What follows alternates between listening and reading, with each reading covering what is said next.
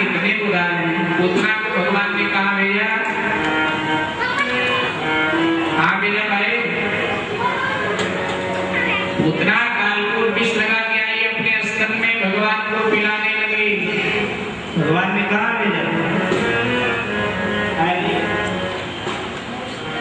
भगवान ने मोक्ष दे दिया।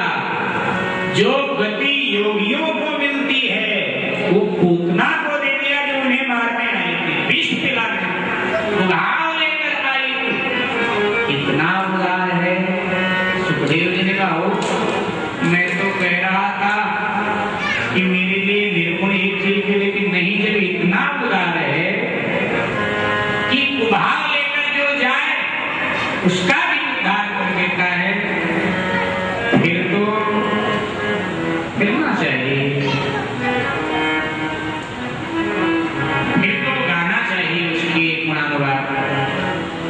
और उठकर चल पड़े सुखदेव जी, झाड़ियों में पड़े थे, धूल मिट्टी लगा, चल पड़े जिधर से यह आवाज आ रही थी। आ गए जहां व्यास जी के शिष्य बड़े तन्मयता से गा रहे। सुखदेव जी ने कहा, कौन हो तुम लोग?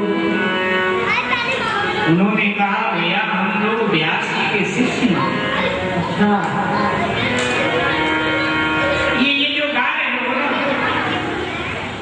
ये मुझे भी सिखा दो, मेरा भी मन कर रहा है, मैं भी गाऊं। हंसने लगे व्यास जी के शिष्य। बोले महाराज, ये 2 श्लोक नहीं है, अगर 2 होते ना तो हम आपको सिखा देते। ये 18,000 श्लोक हैं और हमको आता, हमारे गुरुदेव ने हमको 2 श्लोक बताए। गुरुदेव तुम्हारे कौन? बोले व्यास। सुखदेव जी को लगा हो व्यास जी तो मेरे पिता, और पिता के संपत्ति पर पुत्र का अधिकार होता है, तो अगर हमारे पिता के पास ये भागवती ज्ञान है, मुझे लेना चाहिए। तब ठुकरा के आ गए थे, लेकिन हम लगा कि नहीं, ये ज्ञान लेना चाहिए। सुखदेव जी ने कहा, भैया अपने गुरु जी से हमको भी मिला। व्यास जी के शिष्यों ने कहा, मेरे पीछे पीछे आ जाए। अब आगे आगे व्यास जी के शिष्य, पीछे पीछे सुखदेव जी आ रहे। व्यास जी ने देखा सुखदेव आ रहा है। व्यास जी के आंखों में प्रेमास्त्र उमड़ आया। जिस पुत्र के लिए तड़प रहे थे व्यास जी, आज बड़े दिनों के बाद वो पुत्र स्वतः आ रहा है, अपने आप आ गए। सुखदेव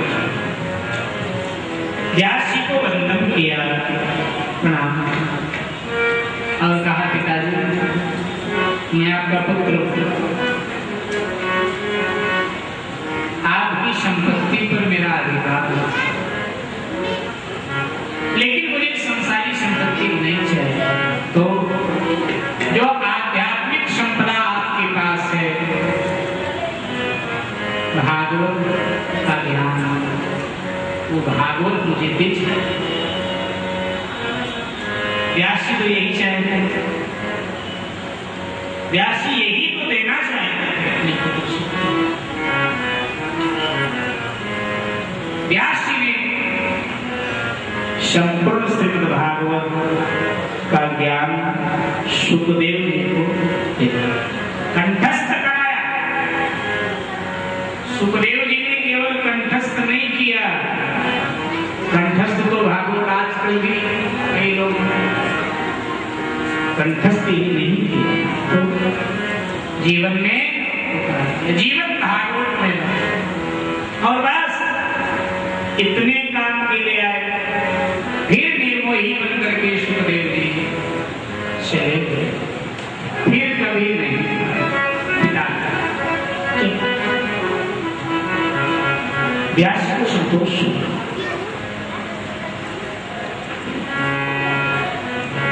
इधर शुद्ध से शौनकाद ऋषियों ने पूछा। फिर महाराज ये कथा कैसे जन जन तक पहुंच। सुखदेव जी ने किसे कहा ये कथा? सुत जी महाराज कहने लगे, जिस समय सुखदेव जी व्यास जी से भागवत का ज्ञान लेकर गए, उस समय उधर कुरुक्षेत्र में महाभारत का युद्ध चल रहा था।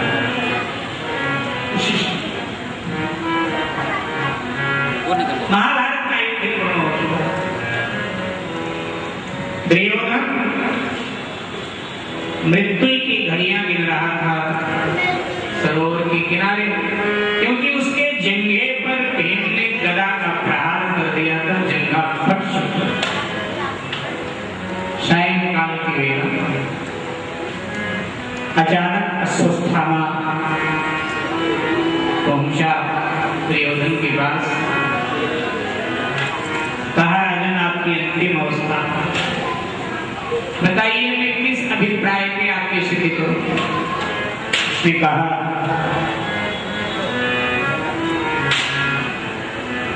पांडवों को आज विजय श्री मिली है, वो अपने शिविर में आज आनंद मनाएंगे। रात्रि में निश्चित होकर सोएंगे। तुम पांडवों के शिविर में प्रवेश कर जाओ और सोते हुए पांचों पांडवों का सर काट करके मैं शत्रु को मरा देख लूं, फिर चैन से अश्वस्थामा ने कहा, अवश्य। एक दुरात्मा ब्राह्मण चल पड़ा, हाथ में तलवार लिया, चल। द्वारकाधीश भगवान पांडवों के शिविर में थे, उन्हें पता चल गया।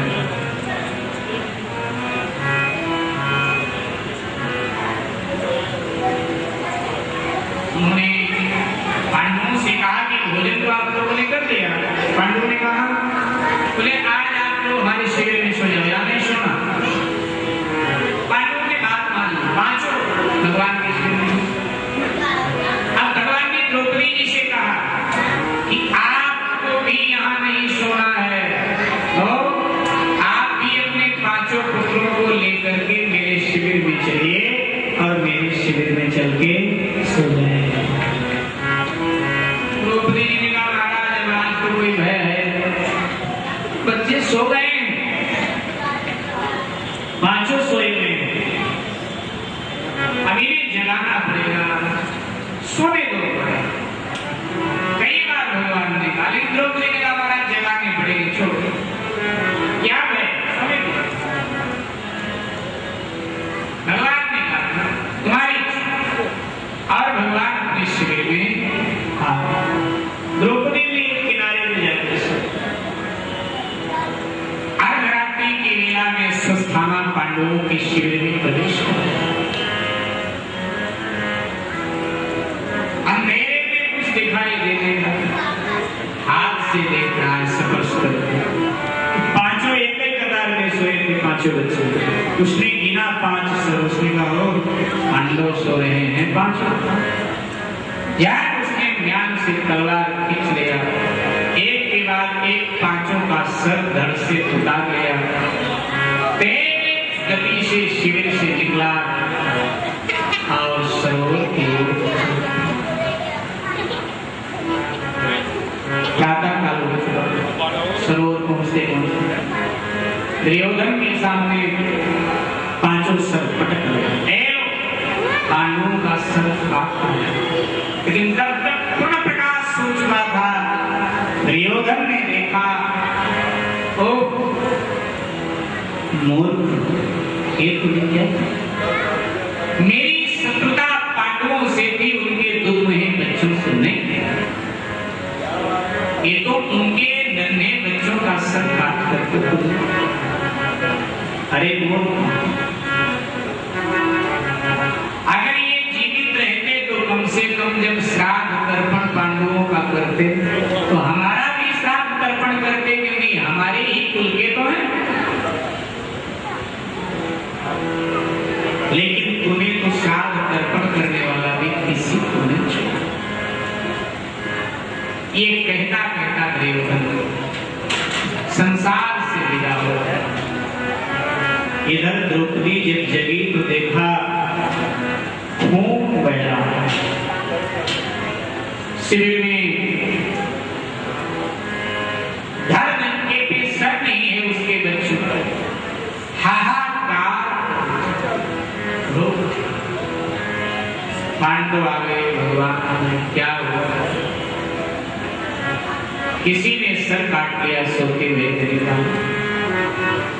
भगवान को दोष देने लगे। भगवान ने कहा द्रौपदी तू ही नहीं, संसार का हर व्यक्ति भूल खुद करता है, दोष हमको देता है। मैंने तो रात्रि में ही कहा था चलकर मेरे शिविर में सो। पता लगाया गया ये कार्य किया किसने, पता नहीं।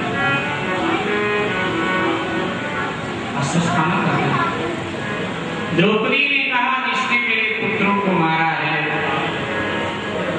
जब तक मैं स्वयं तलवार से उसका सर न उतारूं मैं अन्न देने बैठूं। अश्वत्थामा की खोज में निकल पड़े लोग।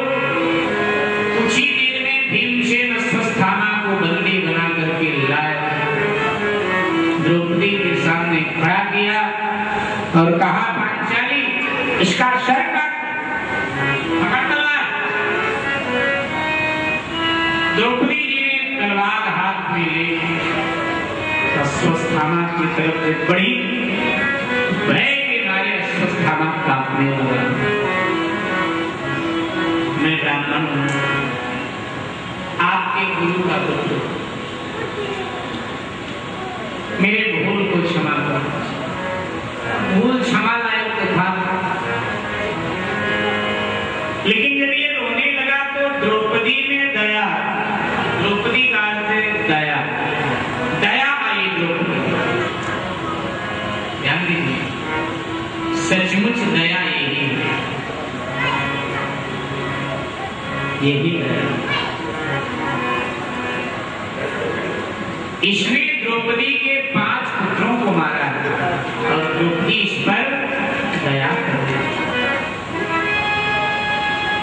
इसीलिए द्रौपदी भगवान को बड़ी प्रेम और प्रेम भगवान करते हैं कृष्ण द्रौपदी।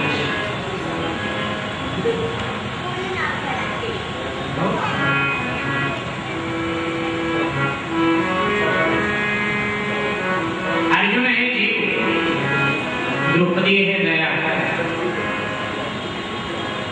जब जीव दया से संबंध जोड़ लेता है तो जीवात्मा का रथ भगवान चलाते हैं। इसीलिए भगवान अर्जुन का रथ चलाते हैं कि दया से संबंध जीव ने जोड़ा है।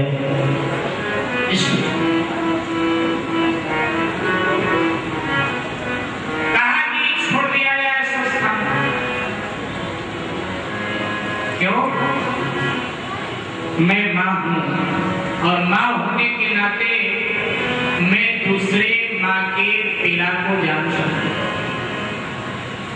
मेरे 5 पुत्र मारे गए, जितनी पीड़ा मुझे हो रही है इतनी ही पीड़ा जब अश्वत्थामा मारा जाएगा तो मेरी गुरु माता को। हमारी गुरु माता पहले से दुखी है क्योंकि उनके पति द्रोणाचार्य में लड़ाई के मैदान में मारे। तो पति के दुख को जो नारी झेल रही हो और फिर उसके पुत्र की भी मृत्यु हो जाए, पुत्र भी मारा जाए, बड़ी विषम पीड़ा। मैं नहीं चाहती कि पुत्र के विलाप में मैं रहूं, मेरे साथ मेरी गुरु माता भी हो, मैं अकेली रहूं। वैसे भी ये ब्राह्मण है, कई बार गुरु जी के साथ महल में भोजन करने आता था। मैं गुरुदेव को भोजन कराती थी तो ऐसे भी भोजन कराता। गुरुदेव के मस्तक पे तिलक करती थी तो इसके भी मस्तक पे तिलक करती थी। उनका पांव धोती थी, इसका भी, उन्हें भी दक्षिणा देती थी और इसे भी। अब जिन हाथों से मैंने इसके मस्तक को पूजा है उन्हीं हाथों से मैं इसका सर काट लूं, ये मुझे शोभा नहीं। छोड़। द्रौपदी ने जब कहा तो अश्वस्थामा को बंधन से मुक्त कर दे। लेकिन मेरे भाई बहन, जो दुष्ट प्रवृत्ति का व्यक्ति होता है तुम्हारी क्षमा को तो कायरता मानेगा। क्षमा का भी मतलब तुम्हारी क्षमा उसके लिए कायरता है।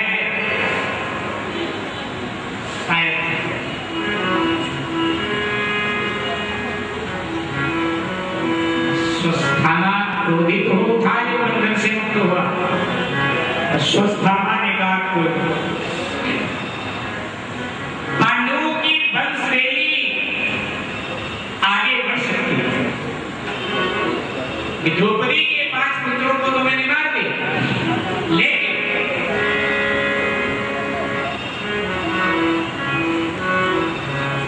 अभिमन्यु की विधवा पत्नी जो उत्तरा, उसके गर्भ में अभिमन्यु का तेज पल रहा है। हाँ, उसका गर्भपात हो जाए अगर तो पांडवों की वंशवेली नष्ट हो जाए। इसके गर्भ को नष्ट कर देने से भूल गया ब्राह्मणत्व को। ब्राह्मण का कर्म गर्भ नष्ट करना है क्या? गुरु के पुत्र का ये कर्म जघन्य पाप कर। अश्वस्थामा के पास ब्रह्मास्त्र है,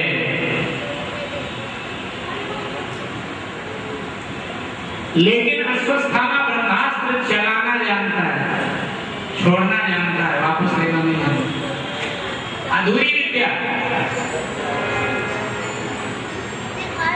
विद्या साधि मुक्त है। शास्त्र में कहा गया कि विद्या वह है जो व्यक्ति को मुक्ति प्रदान करे, लेकिन जो अधूरी विद्या है, अधूरी विद्या हमेशा प्राणघातक होती है। अधूरी विद्या जिस क्षेत्र में है उसमें पूर्णता होनी चाहिए। जिस भी क्षेत्र में आप हैं उसमें पूर्णता होनी चाहिए।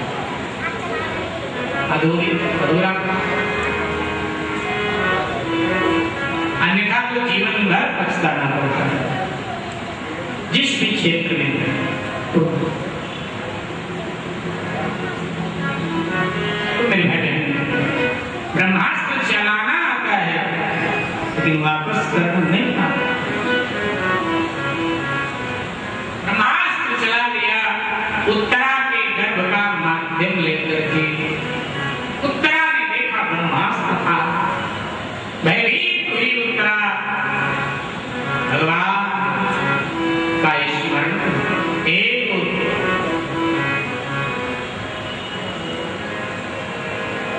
मेरे पति पहले ही संसार से चले, उनकी निशानी उनका तेज मेरे गर्भ में पल रहा, इसकी रक्षा भगवान।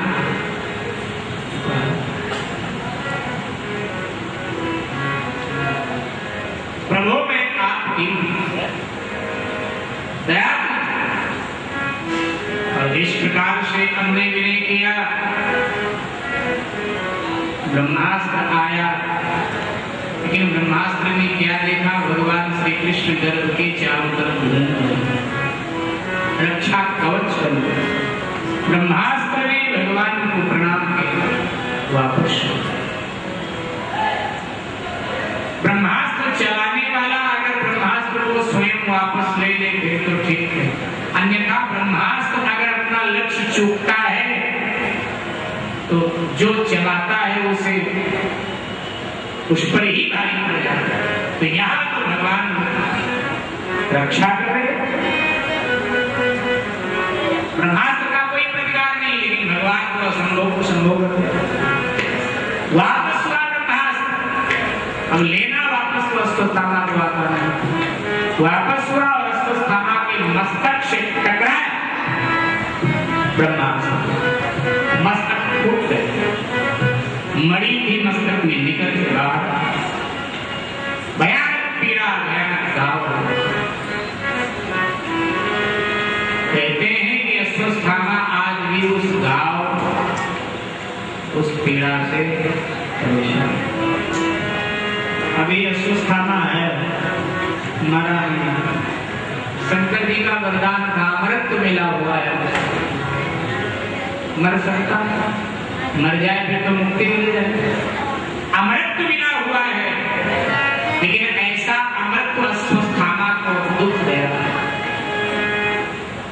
पीड़ा हो रही है। कई महापुरुषों की मुलाकात अस्वस्थामा से हुई है।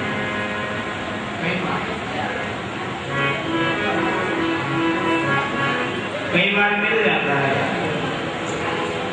वनों में, पहाड़ियों में, कई बार पत्र पत्रिकाओं में भी इसका जिक्र है। और जिससे मिलता है उससे दवा ही मांगता है कि कोई मलहम, कोई दवा है, पीड़ा ठीक हो जाए। अमरता दुख दे गई। कर्म अच्छे ना हो तो लंबी आयु लेके करना क्या? समय बीता, उत्तरा ने अपने गर्भ से उस बालक को जन्म दिया। युधिष्ठिर महाराज को बड़ी प्रसन्नता हुई है, हमारे घर पोता हुआ है। ब्राह्मणों को बुलाया है कि भाई नामकरण करो। पोता आया,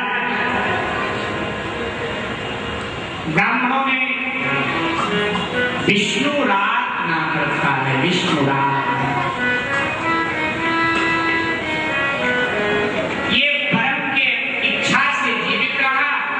इसलिए संसार में ये जाना गया परीक्षित के नाम से, लेकिन वैसे इसका जो मूल नाम है वह है विष्णुरात, लेकिन परम की इच्छा से जीवित रहा, इसलिए परीक्षित के नाम से संसार में प्रसिद्ध हो। परीक्षित का अर्थ है जो परम की इच्छा से जीवित रहा हो, वह है परीक्षित। एक बात है, बोलिए परीक्षित महाराज।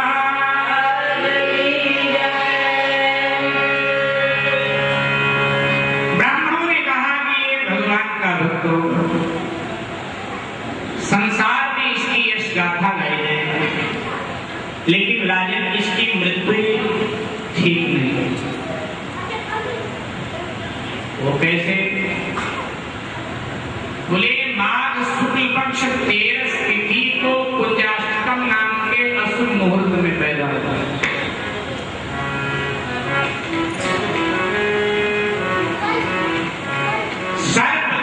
से इसकी मृत्यु होगी, सर्पदंश। बोले अकाल मृत्यु होगी, मेरे पुत्र नरकगामी हो नहीं।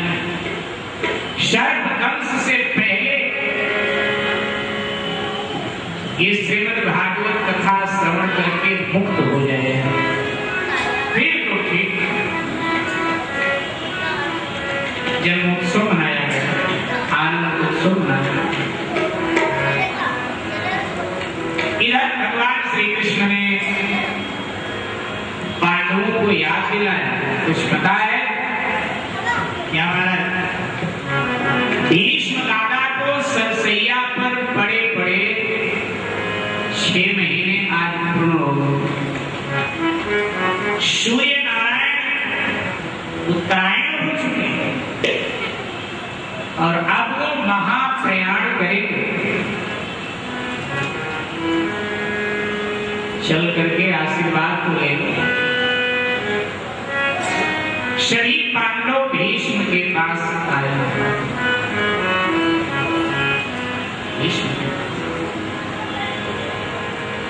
भीष्म के थे सरसैया पर। या दुखम जा दुखम जाया दुखम पुनः पुनः अंतकाले महादुखम तस्मात् जागृति जागृति तस्मात् जागृति जागृति। ये जीवन ही दुख में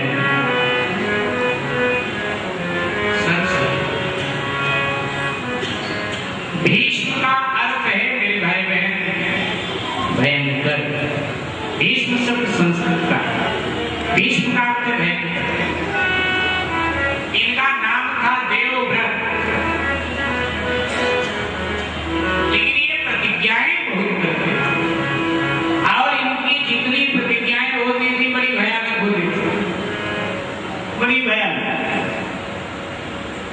इसलिए लोग इन्हें भीष्म कहने लगे, यानी भयानक। आज भी कोई प्रतिज्ञा करे तो कहते भैया उसकी प्रतिज्ञा तो भीष्म प्रतिज्ञा है, प्रतिज्ञाएं बहुत किया करते। इसलिए भीष्म के नाम से संसार में जाने, वैसे मूल नाम है देवव्रत।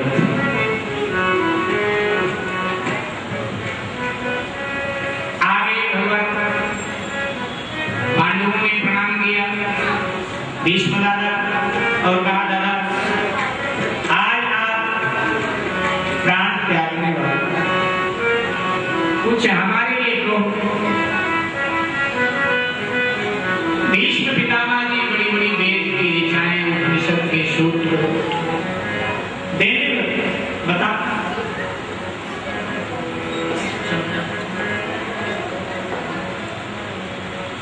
ये सब जब कर रहे थे भीष्म जी, द्रौपदी खड़ी खड़ी हंस रही थी उनकी बात सुन। भीष्म की दृष्टि गई तो भीष्म को अच्छा लगा। अब कोई आपको उपदेश दे, आप हंसो तो सुताई उसे अच्छा नहीं लगता।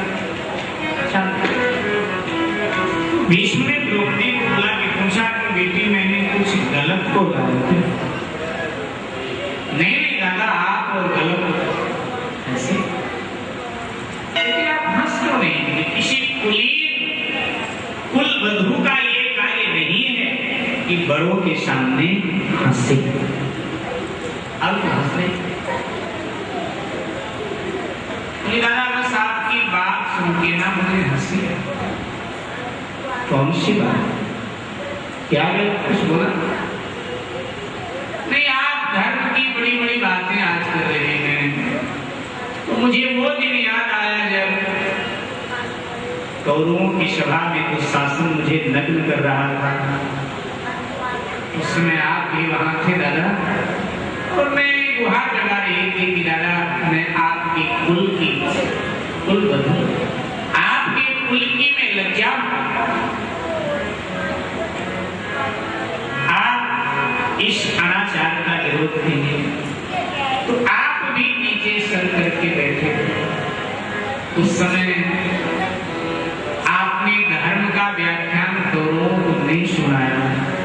आज धर्म का व्याख्यान हो रहा है, इसलिए मुझे हंसी आई। उसके लिए दादा मैं क्षमा चाहता।